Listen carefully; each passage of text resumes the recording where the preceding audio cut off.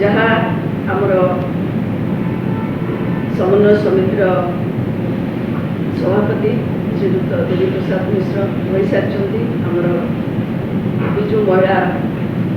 दलर जो सभापति श्रीमती सेमिनी छुड़िया महोदय हो सारी भुवनेश्वर मठर एमएलए महोदय हो सारी तेणु मुझे केवल ये कहबी जे 5 तारीख दिन प्रभात पुरुष विजु पट्टनायकर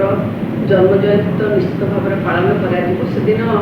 सबुठ बड़ कथा हूँ जो अवदान रही नूतन ओडिशा गठन में से विषय आलोचना कर मार्च 8 तारीख आमर जो आंतर्जातिक महिला दिवस रही किभली भाव विजु जनता दल महिला मान विभिन्न क्षेत्र में जहाँ मैडम कहते सशक्त कर से सामाजिक स्तर में हो अर्थनैतिक स्तर में हो राजनैतिक स्तर में हो आज महिला के स्वतःप्रवृत्त भाव में राजनीति में जोग दौची एवं विभिन्न क्षेत्र में तार पारदर्शिता देखा पारुची ये संभव हो पार्टी विजु जनता दलर गोटे बहुत बड़ अवदान रही से विषय आम आलोचना करने सहित विभिन्न क्षेत्र में पारदर्शिता लाभ कर महिला मानक विजु महिला जनता दल तरफ सम्मानित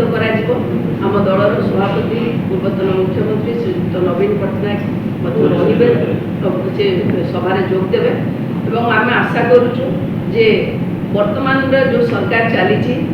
जो महिला माने सशक्त होते अर्थनैतिक स्तर में मिशन शक्ति माध्यम से आजिका डेट रे कौन हो विषय आलोचना हम।